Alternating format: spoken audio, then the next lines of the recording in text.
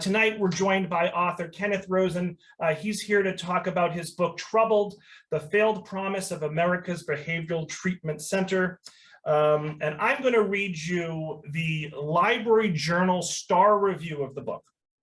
Library Journal, for you that don't know, is sort of the Bible here for our librarians when we're deciding which books to purchase. So Kenneth investigates the sordid world of unregulated treatment programs for teenagers. These infamous programs target teens suffering from depression, anxiety, low self-esteem, anger, truancy, impulse control, or drug and alcohol addiction. Their treatment options include wilderness courses, residential centers, juvenile delinquent halls, conversion therapy, and scared straight programs. Few of the programs, however, are accredited or licensed. They have qualified staff or offer educational credits of any kind. They are notorious for deceptive marketing, biased research, untrained staff, and religious indoctrination, situations that can result in PTSD and other ongoing trauma-related symptoms that sometimes last long into adulthood. And I'll skip ahead here, but it's a heartbreaking reality of a troubled industry, and it should be required reading for parents, educators, therapists, school consultants, and staff of adolescent mental health and drug treatment programs. And one more thing I want to do before we get to things is introduce Kenneth. So Kenneth is a contributing writer to Wired, a frequent contributor to the New York Times, and the Changing of a Continent columnist for Inkstick. He's the author of Troubled, which the New York Times called a searing expose and a public service. The book, I can't even read all these acclaims here you got here, all these awards and nominations and whatnot, but Troubled was a Times editor's choice, one of Newsweek's most highly anticipated titles of 2021, and was optioned separately as both a feature film and a docuseries. The book helped launch independent inquiries by the Government Accountability Office and the Health and Human Services Office of the Inspector General into abuses at congregate care facilities for at-risk youth. And his first book, Bulletproof Vest, was named one of the most fascinating books by Wired magazine from that year. He's a two-time finalist for the Livingston Award in International Reporting. He's won several awards as a war correspondent for his reporting in Iraq in 2018, and he was a finalist for awards for his reporting in Syria in 2019. I'll probably end it there, Kenneth. I can keep going. This is amazing. So Kenneth, thank you so much for joining us. And my first question, Kenneth, is why did you write this book? I would just first say thank you, Robert, for having me on and inviting me out to speak with everyone tonight. I wrote Troubled because I was once a troubled teen myself. I might be considered a troubled adult today, but in my youth, I was also everything that you described. I was truant. I was difficult for my parents. I dabbled in drugs and alcohol. I had a lot of anger issues, and that led my parents to seek alternative treatments for me outside of what was available in our hometown in New Jersey. Trying all the things that were available to my parents, school counseling, family therapy, individuals, cognitive behavioral therapy, they were at their wits' end, and I was nearly expelled from high school. So in the middle of one night, they hired two individuals to come and take me from my bed and cart me off to the first of several programs. Over the course of 288 days, I would spend time at 3 different programs across the country, ranging from a wilderness therapy program in upstate New York to a residential treatment center, a therapeutic boarding school in Massachusetts, in Berkshire County, and then finally at a lockdown facility, residential treatment center for adolescents in southern Utah. And I never really considered it to be a big problem or a big ordeal, that which I went through, because I felt like I deserved it, in part because of my actions to my parents and my failure to go to school and sort of get my act together as a young man. But as I grew older, I started to stay in touch, or I got in touch with some of the people who I met at the programs and learned that a lot of people were still struggling despite the promise of these programs to impart some knowledge or some improvements upon the children. So when I started to speak with those young adults, I realized that I was entirely wrong, that it wasn't just an innocuous experience, that the programs didn't just come and go, but in fact stayed with a lot of us. So I went on a series of trips over the course of several months to meet with a lot of the former students at these programs, a lot of the former patients, and gather their stories to pull together what is, I believe, to be the first real assessment of what becomes of people who went to these programs many years later. Now, you conducted over 100 interviews for your book. I'm curious, how did you land upon the four students or clients, kids, teens, that you ended up telling their stories? What made those stories worth telling? So the book is bracketed by my own experience, as you read or listened to, and the four students had very similar traits and characteristics to a lot of the people that I met, and also those that I interviewed. At some point during the interview process, as with most of my stories, I find similar narratives and themes being repeated, and I felt that these four individuals, two of whom are siblings, really expressed the full experience of someone who goes through these programs, the sort of trajectory from a difficult family life, a tough situation at home, to a wilderness program, and invariably the two worsening steps thereafter: the residential, the therapeutic boarding school, and then the treatment center before coming home, which is a trajectory that most students take still to this day through these programs. Kenneth, I read a lot of books, and this book had a profound impact on me. I'm still thinking about it like 6 weeks later. I wish I had a better memory when it comes to this interview, but it did leave a lasting impact on me. I think one of the biggest takeaways for me is the fact that the industry is so unregulated. Can you talk a bit about that and some of the unfortunate horrors that some of these programs unleashed on their students or their clients? Aside from stringent HIPAA laws, a lot of the programs operate as private facilities, so they derive their revenue from unsuspecting parents who are told that this is the silver bullet that will treat their child's ailments, whether that be self-harm or sexual deviance or truancy or any number of problems facing our adolescents today.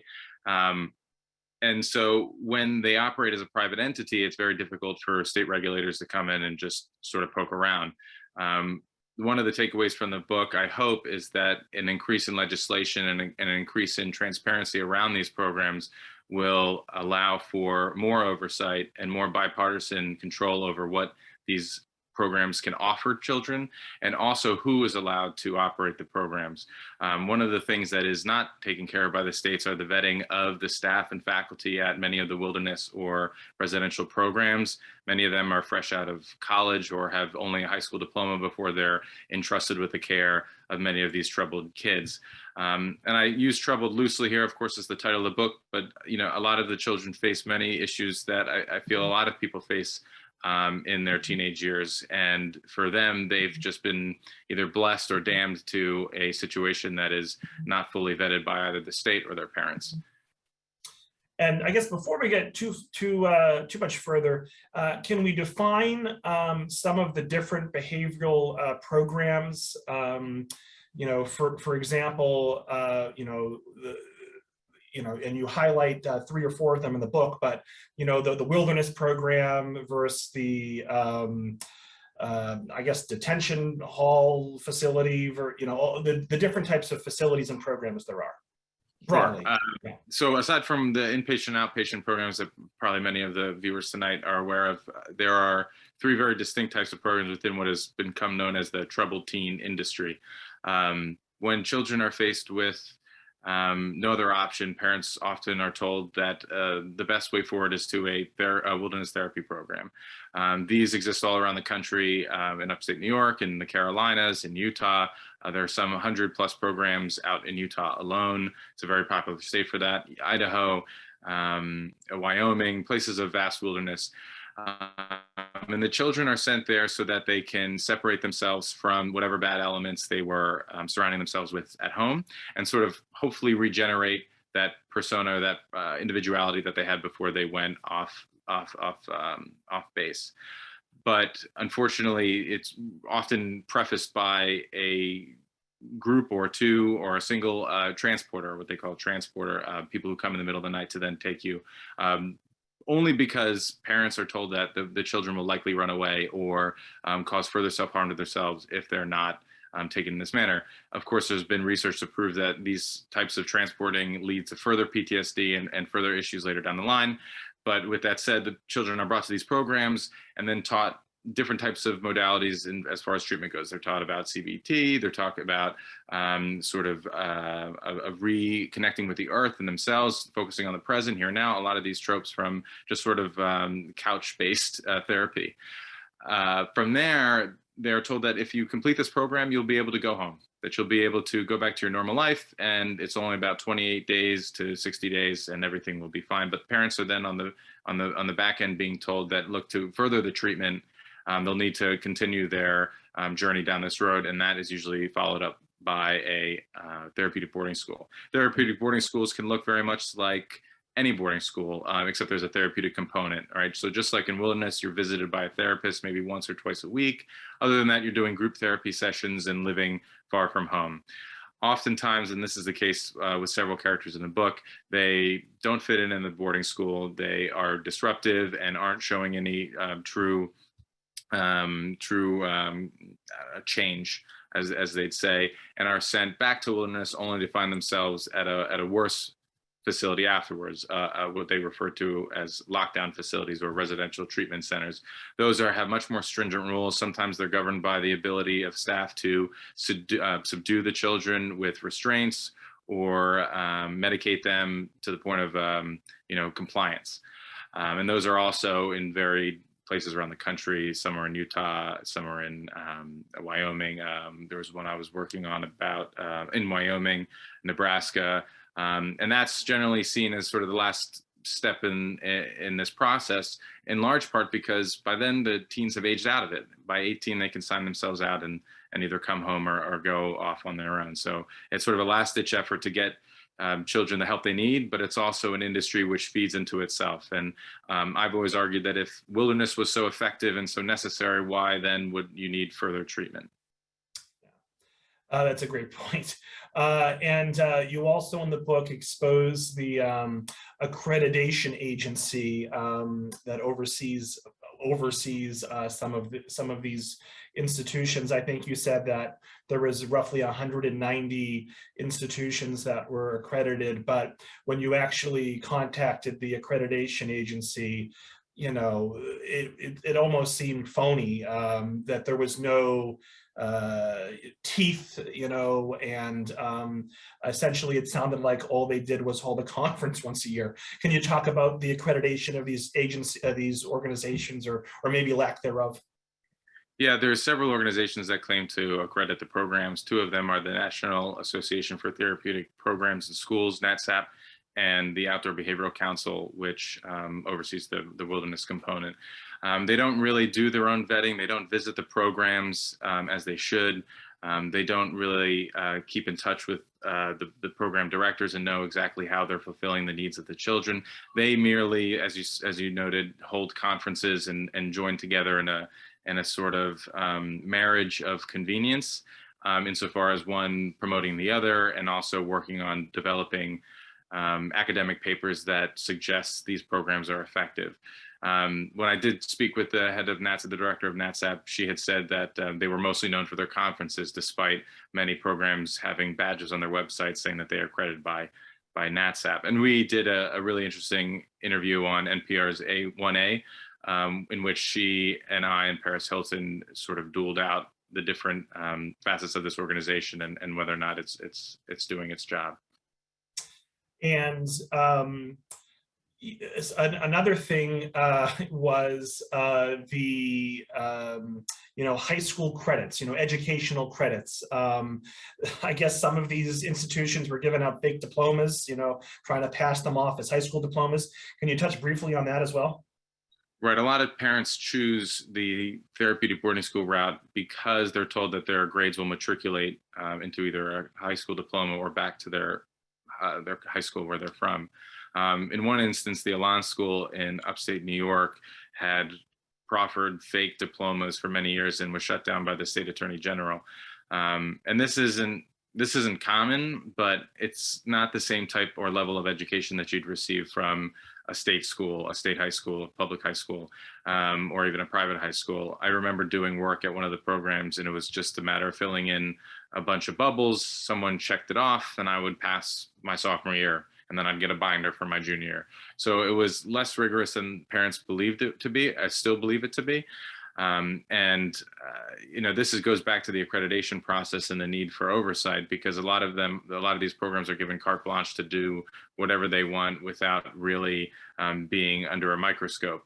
How to improve that, I'm not quite clear on. I think we wanted to touch on this in the green room. There are two different sort of roads to take, right? To improve the industry, improve upon the industry, because certainly there is a need for it. There are children who definitely need help and could use access to better mental health care, as with adults in this country, or shut down the industry entirely and put the care of children back into states' hands.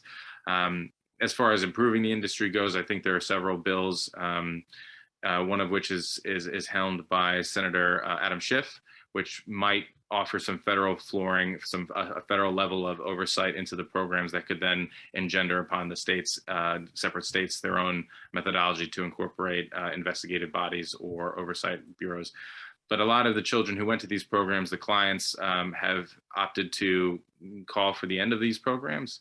Paris Hilton came out with a document about 2 years ago in which she described her experience at some of these programs, as well as Drew Barrymore and some other high-profile individuals. And shutting down the industry, in my mind, is very difficult. Again, because children do need this help. It's just not being offered in the way that is scientifically proven to help, which is community-based, goal-oriented therapy, which these programs don't offer.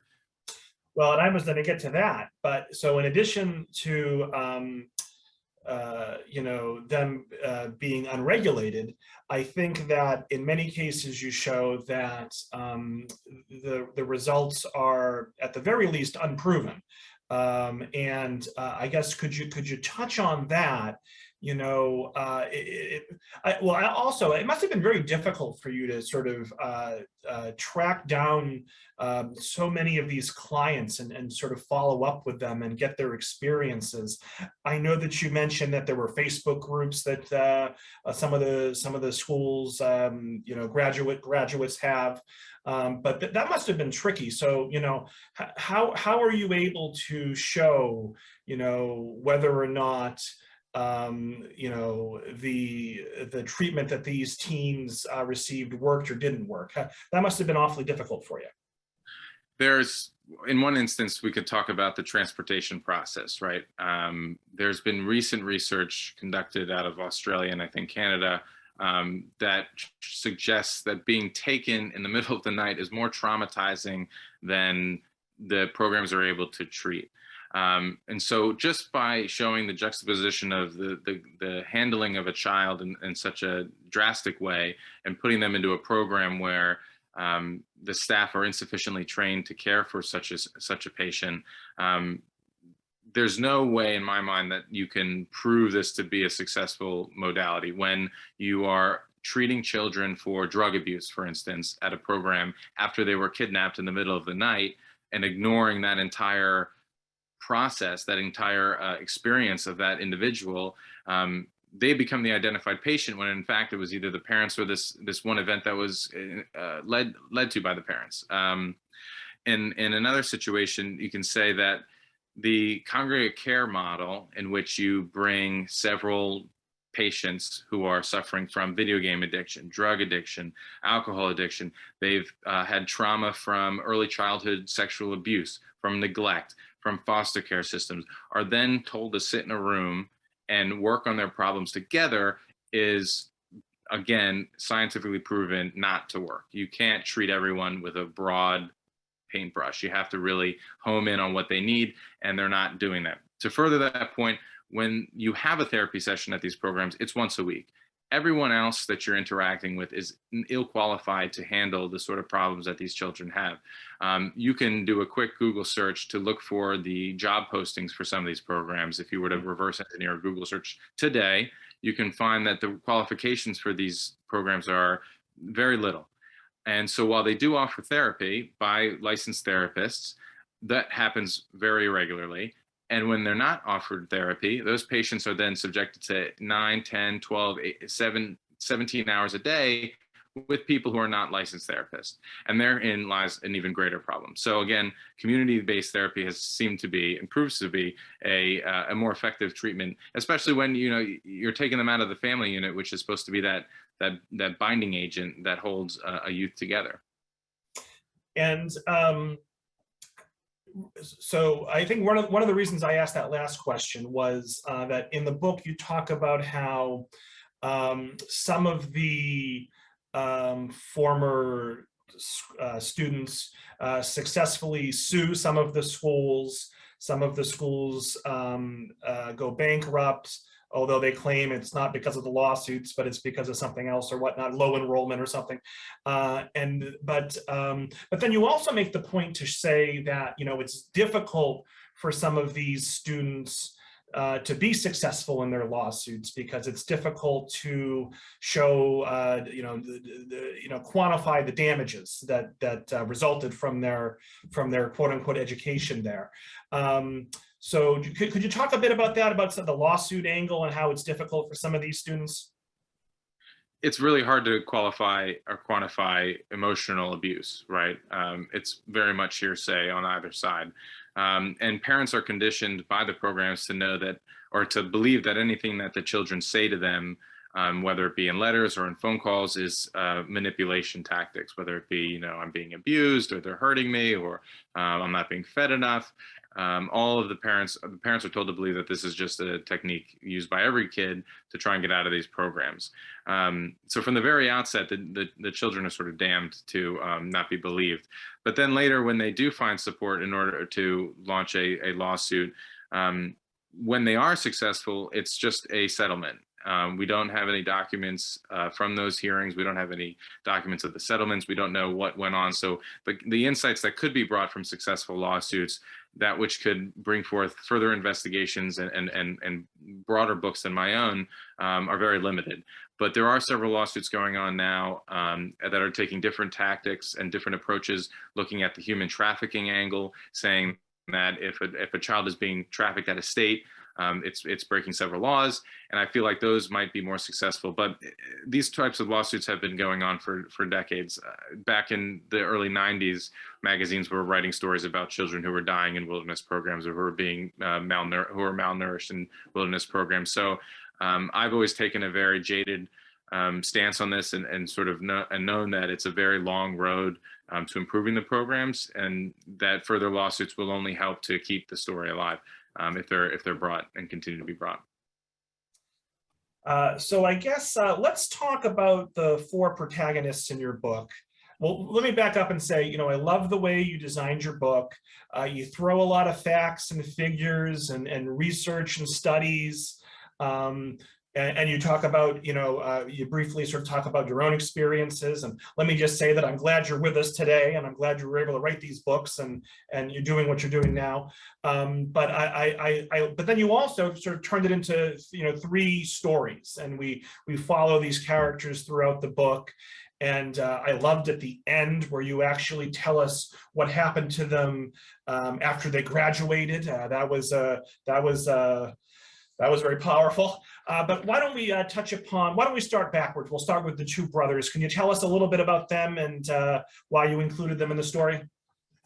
So Mike and Mark, they're part of the residential section of the book. This book is broken down into 3 sections: wilderness, residential, and lockdown. Sorry, they're part of the lockdown section. And they went through the very similar process of wilderness, residential, and then a lockdown facility, but we meet them once they're in a lockdown facility.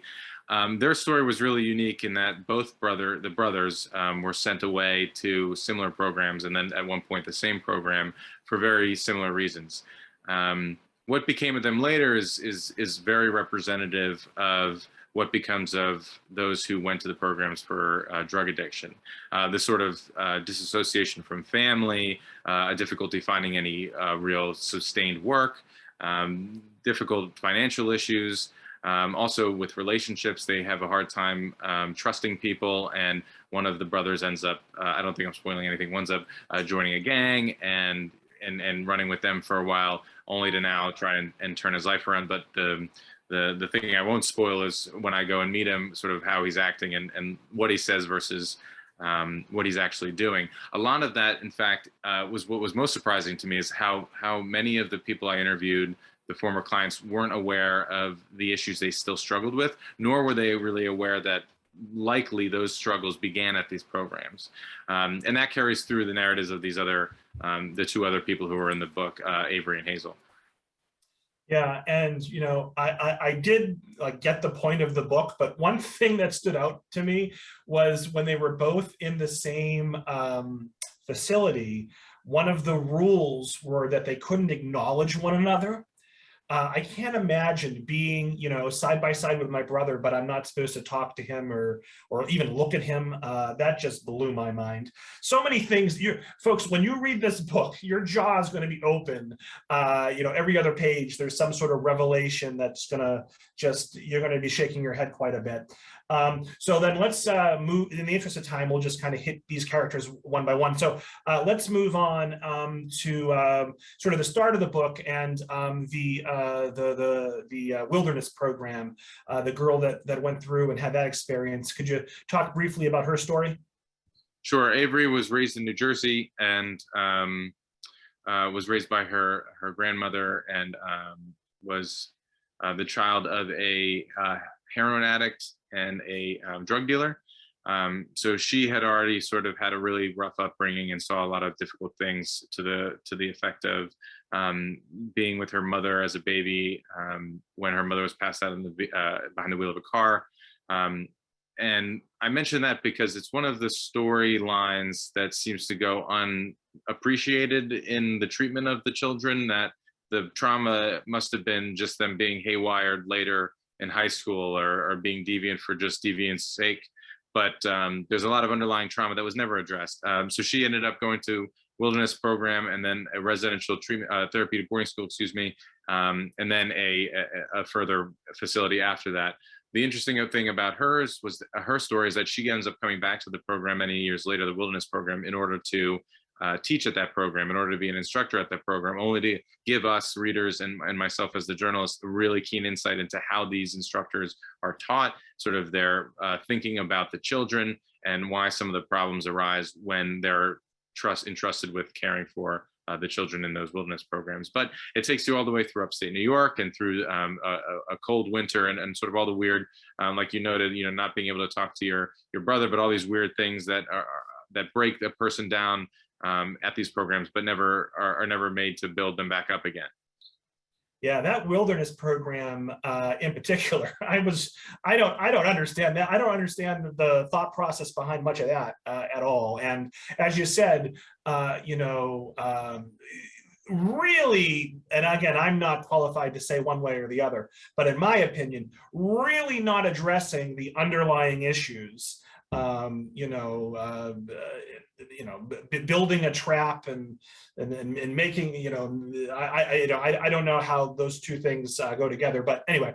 And I understand. I mean, I've tried to be sympathetic too in promoting the book and saying, I understand that individualism and, a sense of self-confidence and self-worth, it's very important, right? To learn how to go trap your own food and to build a fire, great. But when you were just kidnapped 2 nights before and you're like, go build a stick castle because it'll make you feel better, it's very backwards. And I'm very appreciative to a lot of young researchers, a lot of young PhDs who are now turning their focus onto these programs to really home in on that sort of disparity. And they have to do that exercise where they have to unpack their bag and pack their bag and unpack their bag and pack their bag. And I didn't quite understand any of that either. But I think and again, I don't know where the spoiler line is with this nonfiction book, but as she is literally reunited with her family and driving away from the campsite, it seems like within minutes, She's thinking about getting high, and she wants to talk to her boyfriend, who is, no good and up to trouble. So, how successful was that experience for her? It makes you wonder. Or anyway, and then moving on to the middle story there. Can you talk a little bit about the young teen who was living with the godmother, I think it was, and I think she might have been in Florida, somewhere down south. Can you talk a bit about that? Yeah, Hazel's from Louisiana, born and raised, and she had a similar background to Avery. And again, these were representative of a lot of the children that I interviewed. But she went into a wealthy family. The godmother was very wealthy, had a lot of means. Unfortunately, though, that those means were misdirected, and she landed up at a program too for sexual deviance. She didn't have the same support at home. The godmother wasn't really offering anything other than sort of stern corrective measures that weren't being tailored to this specific woman's needs, as far as types of treatment that were offered in rural Louisiana. And Hazel ends up witnessing some awful things at the program, things that only solidify her belief that she's worthless and that she doesn't deserve anything more than she already got. But a really interesting thing, again, for me, was just witnessing how they internalized a lot of what happened to them and made it a part of their persona, to the effect of not knowing that it was detrimental or that it was harming them still to this day. So when I went to go visit her in a ramshackle home in outside of New Orleans, she was convinced that she was on a better path, despite the fact that the door jamb was broken because her boyfriend had kicked it in a few nights prior. So there's a real dissonance that I think was instilled by the programs, and her story just serves the book more broadly to suggest that even after the wilderness program, she's not better off, but that she still requires further treatment that is then never given to her, based on what she experienced at those programs. And of all the characters in the book, there are quite a few villains, and I thought that godmother, well-intentioned, certainly at the beginning, was perhaps the biggest villain of them all. Did not provide adequate support when she got back home out of that program. That scene that you painted in the group therapy session was, and then what happened next, that was something else. I think it's worth noting that a lot of these, the four that you highlight, their parent, the father was in jail, or the mother was a drug addict, the father was a drug dealer, or at least one of the teen girls was sexually abused, even younger as a child. So they all I think were sort of troubled before their high school years. It was so like you were saying, and I guess And I don't know if you were, I guess you really, I don't know if you were able to interview the parents or godparents or grandparents or whatnot. I talked to a lot of the parents, and I also was able to receive some of the most of the letters that they exchanged between each other while these students were at the programs. Yeah. And I've always also been very cautious, even in the writing of the book, to say, to no fault of the parents or the godparents or the guardian to have chosen this path, right? They were sold a raw deal and told a lie about what was best for their children. But I also know that a lot of the parents that I talk to today, I get a lot of emails and phone calls from parents who are either seeking this type of treatment and want my take on it, or have already sent their children away and want to talk about it.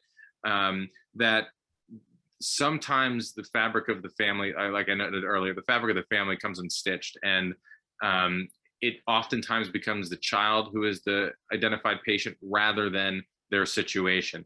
I often have phone calls with parents who say, my child has opportunities for the best of everything, and I don't know what to do. We've always been supportive of them. And eventually at the end of the conversation, 45 minutes later, I'm told about a very nasty divorce that they're still going through right now, and that this is somehow not playing a role in the difficulty the child is having. So I've always encouraged everyone to take a really deep, honest look at what is happening at home.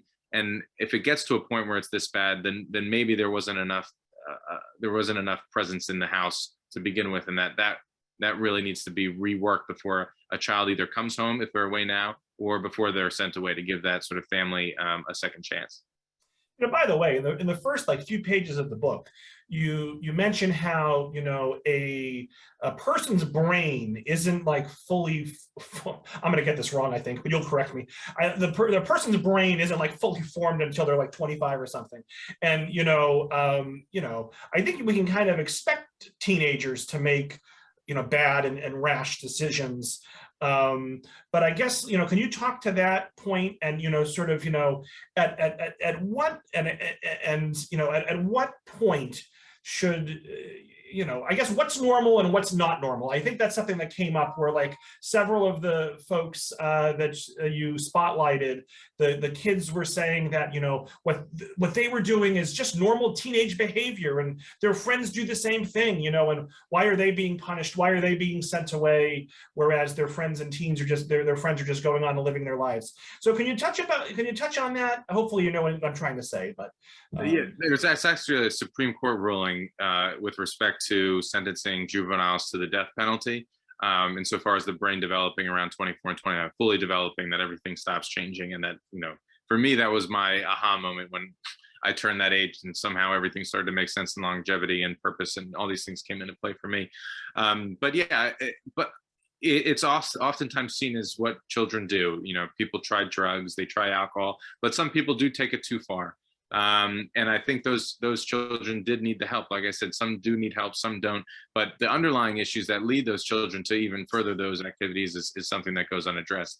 Right. I know for me, my wife has said that, I was doing all the things you were doing, but nobody ever thought to send me away, and it all worked out in the end. Which is, difficult for a lot of parents who are watching their children go through suicide attempts or, the worst of the worst, to say, oh, well, they'll get out of it, they'll grow out of it, because maybe they won't. Maybe rock bottom is death. Maybe it's not just an aha moment. So it's just a very difficult time for parents to really figure out what to do. And I find that in the reporting of the book that at that moment, that's when a lot of predatory education consultants, people who suggest these programs, or therapists, then come in and offer a guiding hand, but oftentimes not to the benefit of the kid or the family. All right, so I have a few more questions, but I think the audience will probably do a better job than I'm doing. So let me start turning over to the audience. We have, it looks like at least 5 questions here. So folks, at this point, if you have any questions for Kenneth, feel free to get them into the Q&A or into the chat, and I will do my best to address them. So Teresa asks, during the research for your book, what did you learn that surprised or shocked you the most? Oh, thanks for the question. What shocked me the most was just how many people really weren't aware of them still being attached to this negative insight that was given to them at such a young age, that they went on feeling worthless because the programs told them that they were no better than a troubled teen. And I say that mostly from a personal standpoint, because that helped me really understand who I was when I was writing the book. And I also, what was most surprising also was just this catharsis that so many parents were seeking from speaking with me, and the same for the former clients, that nobody had really considered on a deeper level the fundamental nature of these programs and what they experienced. And parents and psychologists and therapists and program directors and the clients themselves were so willing to talk because they had been ignored for so long. And I think that was just surprising, in that they still had this burden that they were carrying, that oftentimes the biggest damnation someone can have is living in the past, right, and not looking to the future. So that was what was most surprising to me. And I still find that today when parents call me up and clients call me up and want to discuss this, because they just haven't had that sort of venting yet, that release yet. Speaking of parents, Kenneth, have your parents read your book? And if so, what did they think about it? And how is your relationship with your parents or family now? I appreciate that question. I get it a lot. My father read it. My mother says she won't read it because she doesn't want to think about it anymore. So I don't know if she's picked it up. I've definitely signed her copy. My parents and I have a really great relationship. Currently, I'm on vacation. My father's upstairs playing with my children. My mother just visited with them last week. So we have a really good family relationship. It took a long time to get there, but it came about naturally. It came about through me growing up. They say that at first your parents are the smartest people you know, then they're the dumbest, and then again they're the smartest later in life. And that simple pattern seemed to prove true to me and my family, at least the way that I interact with them. But we didn't do anything special to improve that. We just sort of went about our lives and connected when we could. As far as what they think about the book, my father was the one who told me to be a writer to begin with. He was the one who suggested I study it in college. He suggested I try journalism. I owe him everything, to the plane ticket that got me my first job at the New York Times, to just being able to bring my family together like we are today. And the same goes for my mom. She's been extraordinarily supportive of everything that I've pursued. And my father and mother often joke, like, no matter what you say that happened to you at the programs, at least you got a book out of it. So there's that take on it too. There you go. That's a silver lining, I guess. Anne asks, to what do you attribute your own successful transition to more adaptive behavior and self-fulfillment and success? What you're talking about is being more or less well-adjusted. And I think that took a lot of time. It also took finding a passion, being able to say, I don't want to be hungover when I have to go to the staff writer meeting tomorrow, made all the difference to me, right? Having a purpose and having a goal in mind, and really starting to risk something more unattainable, which was my own reputation, my own value to society and to my friends and family. And as I grew, that became more and more of a foundation of who I wanted to become, that sort of contributor to society, and being not someone on the fringe and seen as a problem, but someone who can help other people and who can also just do good work. At the end of the day, feel good about that. I also accredit it to my wife, who I met while in grad school at Columbia University. Having that sort of further support network, that person that was there to listen to me and talk me through some of my own troubles, but also to give me insights into myself, into ways that I was behaving and things that I had said that I might not have considered otherwise. So there's just this really fascinating and really fulfilling support network that I've happened upon, I suppose, over the last several years, that really helped me become the person I am today. But again, as I said in the beginning, I'm still working on a lot of things. I'm not in formal therapy, but I know that if I take it one day at a time, it'll still progress in a positive direction. An anonymous attendee asks a related question, which I'm not going to sort of repetitive, but I will ask this part. Have you pursued your own training in the area of psychology or sociology? My training is solely as a journalist and as a writer. I make no attempt to offer medical advice or insight into what's best for children or adults. In fact, I go, I think, out of my way to not tell any parent what to do with their children, which might be a fault of the book, but that's not my realm. My job was to report what was happening at the facilities, both then and now, and to highlight some of the issues that could be improved upon were a state agency or a federal body to look into it. And I'm hopeful that those changes will come soon.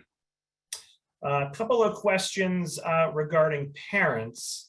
And by the way, I referenced villains in the book. I don't want you to think that I think all the parents and the guardians are villains, although I don't like that godmother. But other than that, I don't fault the parents at all. I wanted to put that out there. So Michelle says, I really appreciate you taking the time to address the parents in this situation. A lot of parents may have felt shame and regret for sending their children there. Society plays a role in relating information.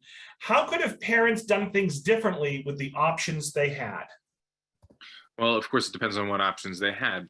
Some communities don't have the community-oriented, goal-focused treatment options that other communities do have. Sometimes the only option is to send the child away because that's what parents are told to do. There are, though, however, a lot of outpatient programs that offer the same type of treatment, where you stay within the community and then work with a family counselor to hold that unit together.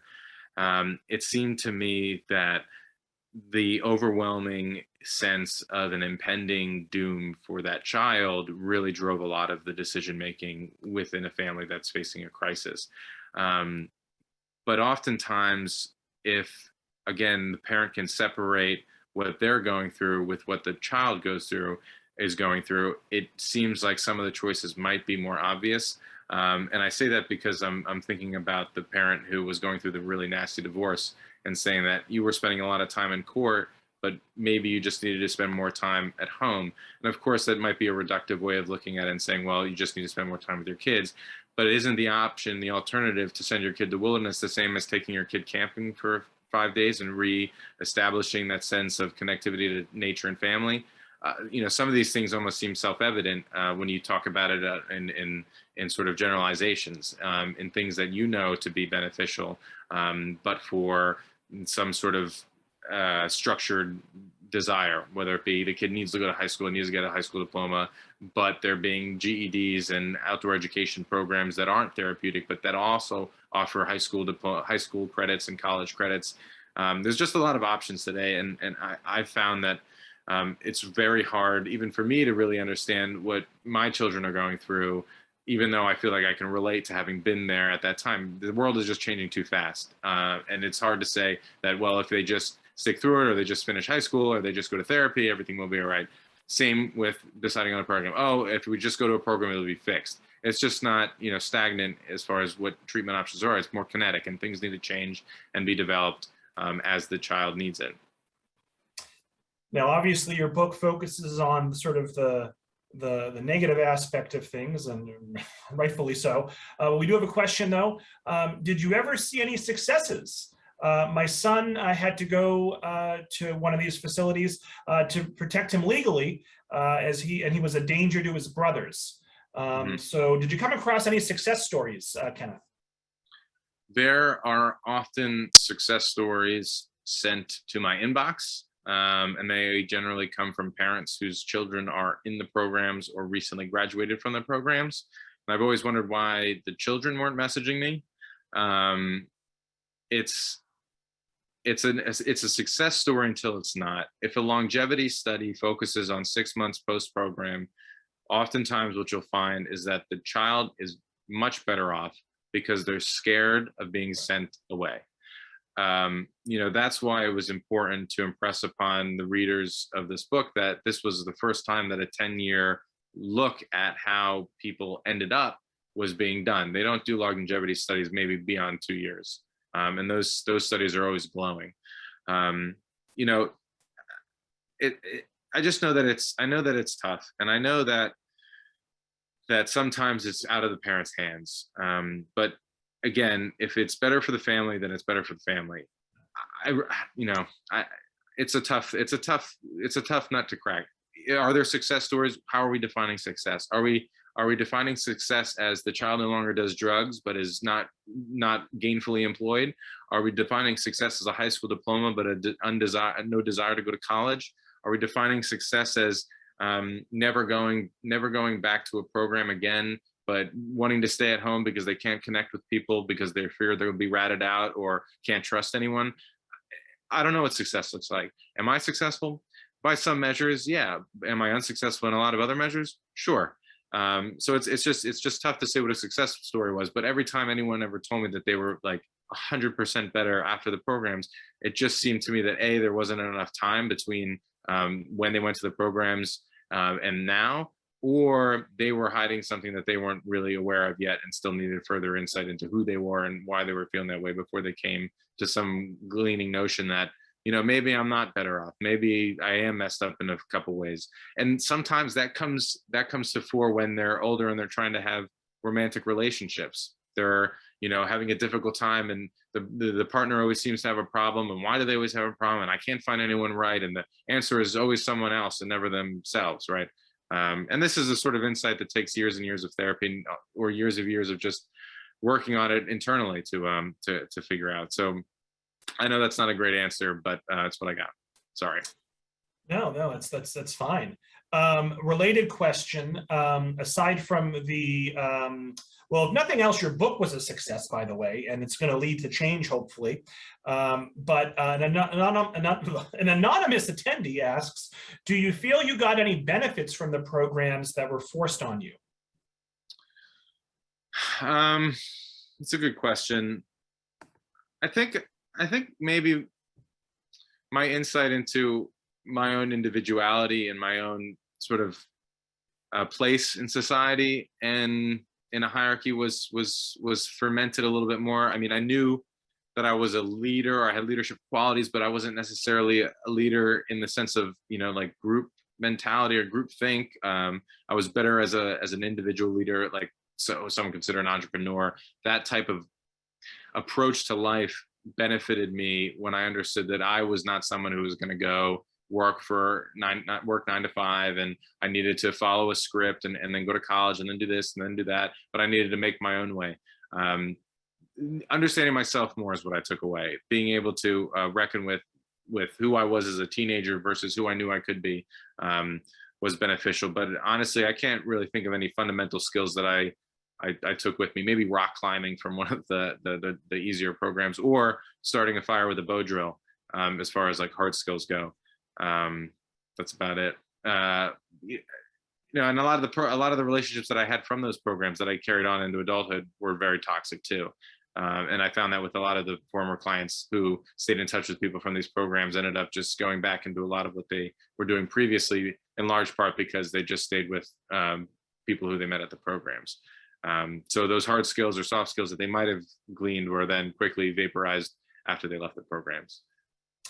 Got a couple questions on the wilderness programs, and then I think we're going to wind it down. Virginia asks, what skills and training did the employees at the wilderness programs have? Is there any professional mental health oversight?